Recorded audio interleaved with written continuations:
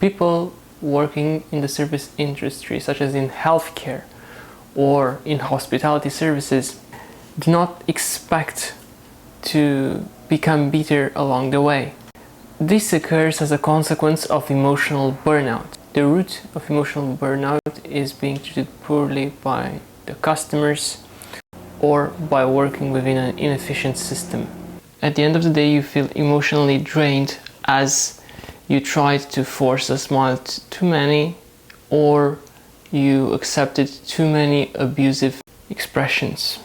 My personal story revolves around the second clinical rotation in France, namely pulmonology. That was the moment when the idea of "I'm sick of them" installed.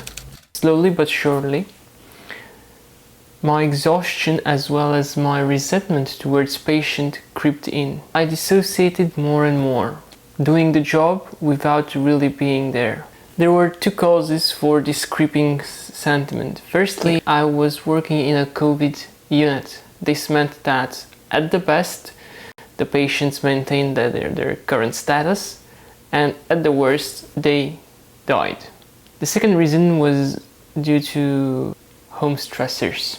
During this period, it felt more and more compelling to leave myself into a victim mentality of hopelessness and helplessness. The concept that will help you to pass through these emotional exhaustion phases is compassion. However, this compassion is of a different kind. It is called egoistic altruism. It consists of having your cup full before taking care of the other. There are at least two ways to show compassion to oneself. You can make sure that you have your cup filled. For this, you can use the acronym HALT. Are you hungry? Are you angry? Are you lonely? Or are you tired? From time to time during the day, run some check-ins with yourself. Are you well slept? Did you have a healthy meal? Have you connected with someone dear from your personal life? The second way to offer self-compassion is through meditation. Some free apps where you can practice loving kindness meditation are Insight Timer, Smiling Mind, and UCLA Mindful. You can find the links to them in the description. If you like this philosophic approach on living a meaningful life, please leave a thumbs up. The next step is having regular time off to relax and to reflect upon life.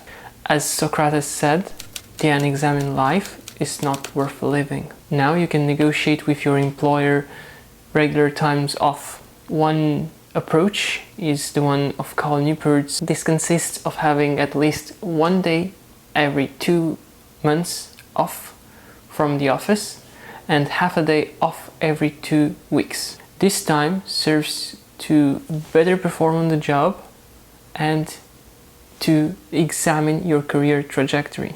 Also, the context of this time off is crucial. One can disconnect from his daily habits by going in a different environment.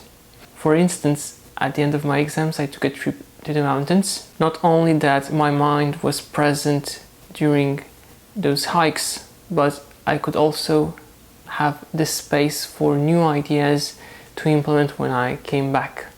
By disconnecting from our daily habits, we can have a wider lens upon our life and a greater perspective on our career. If you found this video useful, you might find this video as well.